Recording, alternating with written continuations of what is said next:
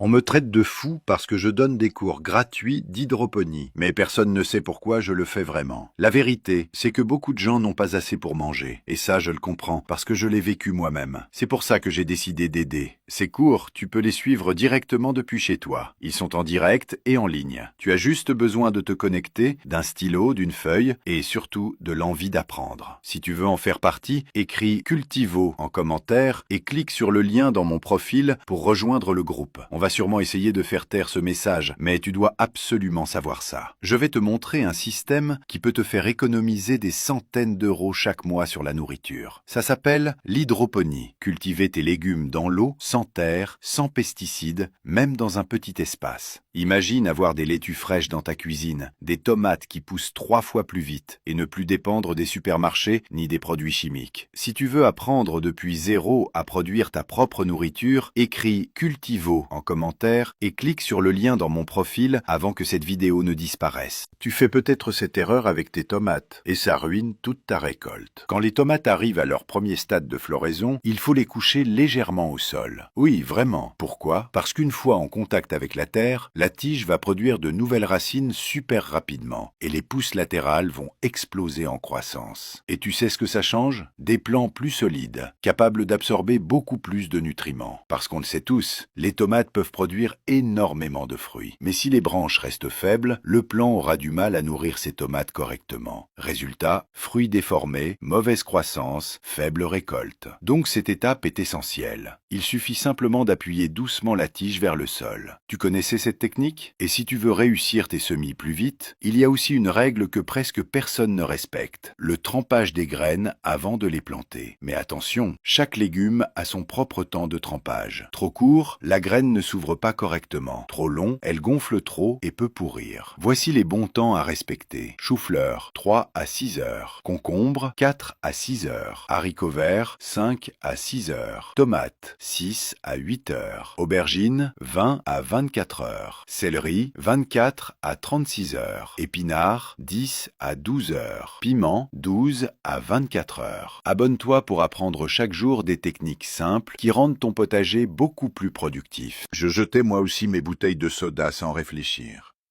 Jusqu'au jour où j'ai découvert un truc qui a tout changé. Avec une seule bouteille, j'ai commencé à créer mon propre potager à la maison. Un espace plein de vie, une déco naturelle et surtout, de la nourriture fraîche à portée de main. Ce qui était un simple déchet est devenu une solution pour économiser, mieux manger et faire un geste pour la planète. Si toi aussi tu veux apprendre à le faire, commente groupe et rejoins-nous via le lien dans mon profil. Beaucoup pensent que l'hydroponie est chère et compliquée. Je pensais pareil, jusqu'à ce que je commence avec une seule bouteille et les bons nutriments.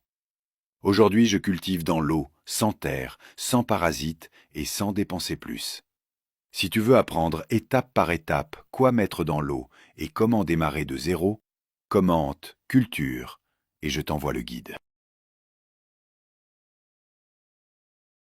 Tu dépenses encore de l'argent dans des engrais bio hors de prix? Attends de voir ce que de simples peaux de banane peuvent faire pour tes tomates et tes piments. Cette astuce naturelle aide à éviter la chute des fleurs et des fruits, stimule la croissance des légumes et rend les feuilles plus épaisses et bien plus vertes. Aujourd'hui, je te montre exactement comment préparer cet engrais maison. Avant de commencer, pense à t'abonner et à liker la vidéo pour retrouver facilement cette astuce plus tard. Coupe les peaux de banane en petits morceaux et mets-les dans une bouteille. Ajoute de l'eau propre ou de l'eau de rinçage du riz jusqu'à recouvrir complètement les peaux. Ferme la bouteille, puis laisse fermenter pendant 30 jours, jusqu'à ce que le mélange soit totalement décomposé. Attention, le liquide obtenu est très concentré. Ne l'utilise jamais directement. Dilue-le avec 10 fois plus d'eau avant de l'utiliser pour arroser les racines ou pulvériser les feuilles. L'engrais liquide à base de peau de banane est riche en potassium. Il renforce les racines, favorise une croissance saine et reste totalement naturel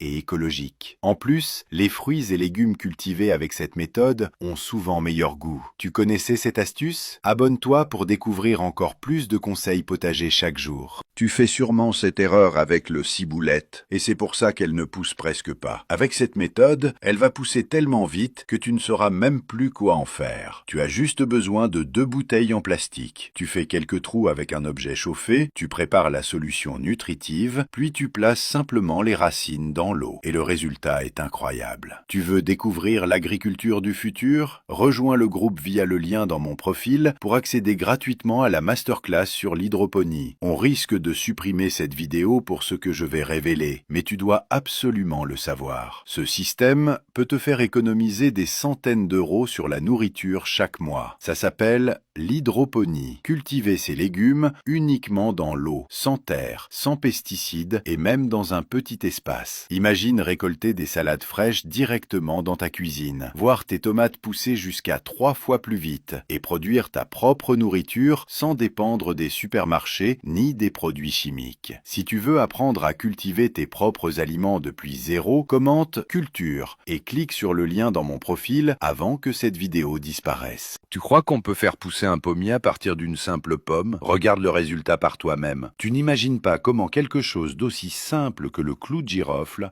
peut changer complètement la façon de faire germer une pomme. On commence par découper légèrement les 2 extrémités de la pomme, juste autour de la tige et en dessous, pour la préparer à la germination. Maintenant, on verse de l'eau dans le verre. Tu vas voir, ce n'est pas juste pour boire. J'ajoute un comprimé d'aspirine. C'est pas pour un mal de tête, c'est pour faire pousser un arbre plus vite. Je coupe un citron et j'empresse le jus dans le verre. L'acidité aide à activer la germination naturellement. En mettant l'aspirine ici, on booste la pomme de l'intérieur pour une meilleure croissance. Je plante des clous de girofle tout autour de la pomme. Ils agissent comme des stimulateurs naturels de croissance. J'ajoute 4 cure-dents pour maintenir la pomme en suspension dans le verre sans qu'elle touche le fond. Je couvre la pomme avec un sachet plastique et je la laisse reposer pendant seulement 15 jours. Incroyable! En juste 15 jours, la pomme s'est transformée en plante. Tu veux des résultats rapides comme ça? Alors, garde cette vidéo, partage-la et reste avec moi pour les meilleures idées de jardinage express.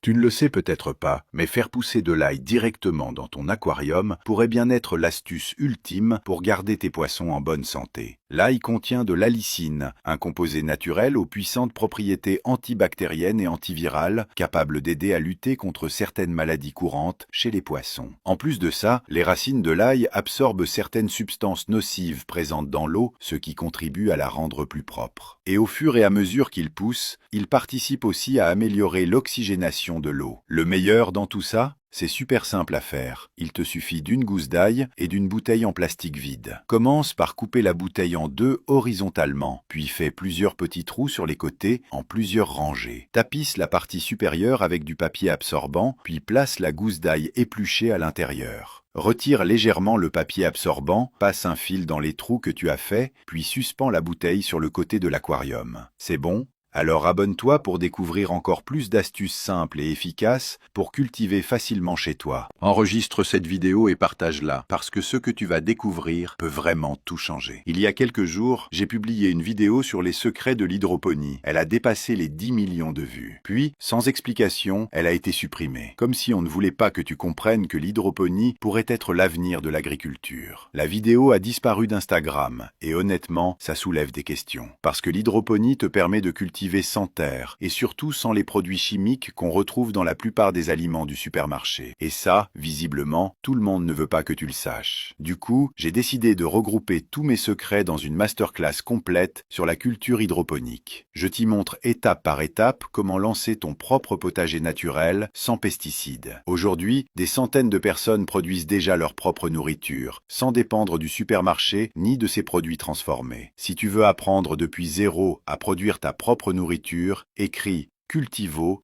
en commentaire et clique sur le lien dans mon profil avant que cette vidéo ne disparaisse. Tu ne le sais peut-être pas, mais faire pousser de l'ail directement dans ton aquarium pourrait bien être l'astuce ultime pour garder tes poissons en bonne santé. L'ail contient de l'allicine, un composé naturel aux puissantes propriétés antibactériennes et antivirales, capable d'aider à lutter contre certaines maladies courantes chez les poissons. En plus de ça, les racines de l'ail absorbent certaines substances nocives présentes dans l'eau, ce qui contribue à la rendre plus propre. Et au fur et à mesure qu'il pousse, il participe aussi à améliorer l'oxygénation de l'eau. Le meilleur dans tout ça? C'est super simple à faire. Il te suffit d'une gousse d'ail et d'une bouteille en plastique vide. Commence par couper la bouteille en deux horizontalement, puis fais plusieurs petits trous sur les côtés en plusieurs rangées. Tapisse la partie supérieure avec du papier absorbant, puis place la gousse d'ail épluchée à l'intérieur. Retire légèrement le papier absorbant, passe un fil dans les trous que tu as faits, puis suspends la bouteille sur le côté de l'aquarium. C'est bon?